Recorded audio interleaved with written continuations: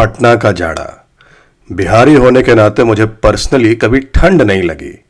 हाँ, जाड़ा बहुत लगता था, लेकिन दिसंबर के शुरुआत तक हाफ स्वेटर सब निकल ही जाता था। टीन के बड़े से बक्से में कोच कोच के रखी गई रजाइयां और कंबल वगैरह को सुखाने का भी कार्यक्रम अभी ही शुरू होता। मुझे वैसे जाड़ा सबसे अच्छा सीजन लगता था। एक तो इस समय की फल सब्जियां मुझे ज्यादा पसंद थी। खाने को लेकर मम्मी से पिटाने का गुंजाइश भी कम रहता था। मोटे मोटे जैकेट स्वेटर वगैरह पहन के आदमी अपने आप को थोड़ा ज्यादा तगड़ा और स्मार्ट भी समझता। जाड़े के मौसम में तो क्रिकेट भी शबाब पे रहता था। कभी कभी तो इतनी ठंड होती थी कि टेनिस बॉल भी संभाल के ही खेलनी पड़ती। बैट के हैंडल पे लग गई तो भाई 10 मिनट तक उंगली झाड़ते रहो। पटना में तो कुहासा भी खूब लगता है। बड़ा मजा आता था सुबह सुबह कुहासे में स्कूल जाने में। उस दिन तो कोई लेट लाइन भी नहीं लगती थी स्कूल में। और सबसे मजेदार काम था नहाना। और इसमें अगर लाइन कट गया तो समझिए हो गया बंटा धार।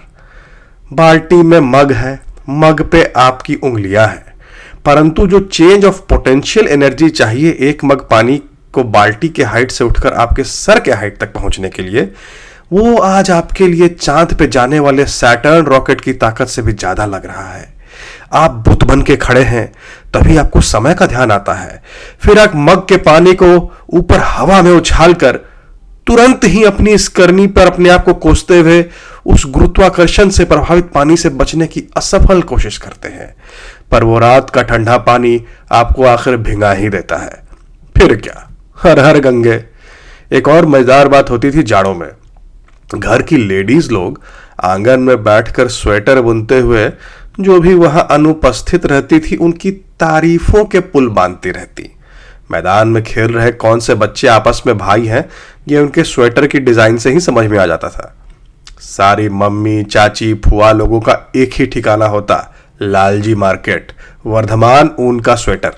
प्योर वुल है भाई, इजी में ही धोना। एक बार सब कोई आंगन में धूप सेक रहे थे।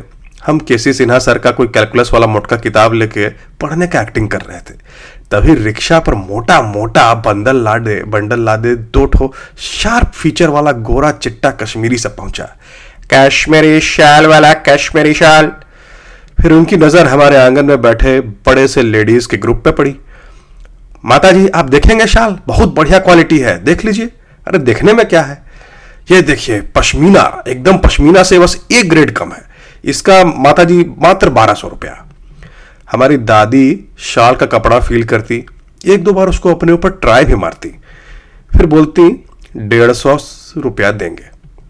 हमको उस कश्मीरी से ज्यादा बुरा लग जाता। क्या दादी, कुछ तो स्टैंडर्ड मेंटेन करिए। उधर वो कश्मीरी बड़े डिप्लोमेटिक तरीके से अपना विरोध जताता।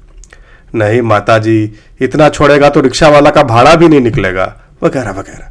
मगर अंत में जीत होती बिहारी बार्गेनिंग स्किल की, जब वो 1200 की शॉल रो धोकर 180 में बेचकर दोनों हैंडसम सेल्समैन पीसी कॉलोनी की गलियों को गुलजार करने आगे बढ़ जाते। जाड़े की सुबह गर्मा गर्म चाय की प्याली को कोई उसके हैंडल से नहीं पकड़ता था, बल्कि अपनी ठंडी हथेली को उसको चारों तरफ से लपेट कर। पटना के हर मुख्य सड़क और चौराहे पे जो ठेले वाले अभी तक फल और सब्जी या भूंजा का ठेला लगाते थे, जाड़ा आते ही उनके ठेलों पे अंडों की बहार आ जाती। बॉइल्ड अंडे, ऑमलेट, पोंच खाने के लिए लोग लाइन लगा देते और उसी अंडे वाले के बगल में कोई चाय की टपरी भी लगा देता। भाप फेंकता चाय और उससे डबल भाप फेंकता बॉइल्ड अंडा खाकर लोग निर्मल आनंद की प्राप्ति कर लेते। तो आशा है आपको पटना के जाड़े का ये विवरण पसंद आया हो। धन्यवाद।